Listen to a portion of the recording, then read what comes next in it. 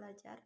Jadi, belajar adalah suatu perubahan perilaku, pengetahuan, dan keterampilan yang terjadi dengan adanya pengalaman dan latihan. Ciri-cirinya yaitu ada perubahan, sifat permanen, dan juga perubahan itu terjadi karena pengalaman. Tujuan dari belajar itu ada beragam teman-teman. Yang pertama untuk membentuk sikap, yang kedua untuk menguasai pengetahuan, dan yang ketiga untuk mengembangkan keterampilan. Jadi belajar bukan hanya tentang mencari nilai saja, tetapi juga mengetahui proses dari perkembangan diri kita. Selain itu, setiap orang punya gaya belajar yang berbeda-beda. Pada umumnya ada 3, visual, auditori, dan kinestetik. Gaya belajar visual lebih mudah paham lewat gambar, diagram, dan tulisan.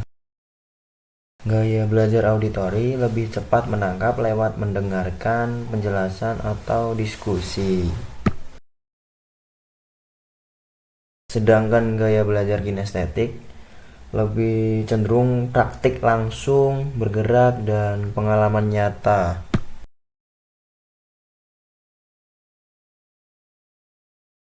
Sekarang gimana sih cara kita tahu apakah proses belajar itu sudah berhasil? Jawabannya lewat evaluasi belajar. Evaluasi belajar adalah suatu proses menilai keberhasilan dalam belajar. Fungsinya yaitu ada 3. Yang pertama ada diagnostik, yang artinya untuk mengetahui kesulitan. Yang kedua ada formatif, yaitu untuk memperbaiki proses. Dan yang ketiga ada sumatif, yaitu untuk melihat hasil akhirnya. Evaluasi belajar itu ternyata beragam loh. Ada evaluasi tertulis, evaluasi lisan, observasi langsung, hingga portofolio. Jadi nggak hanya berupa tes pilihan ganda aja, tapi juga bisa melalui proyek, presentasi, atau laporan. Intinya, evaluasi bertujuan untuk mengukur sejauh mana pembelajaran itu tercapai.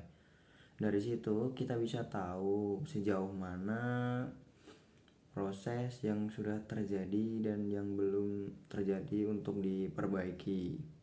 Jadi, belajar bukan hanya sekedar menghafal, tapi sebuah proses perubahan yang bermakna. Evaluasi belajar adalah proses kita untuk mengetahui sejauh mana perubahan itu berhasil. Nah, kalau kamu sendiri gaya belajarnya kira-kira yang mana? Visual, auditori, atau kinestetik?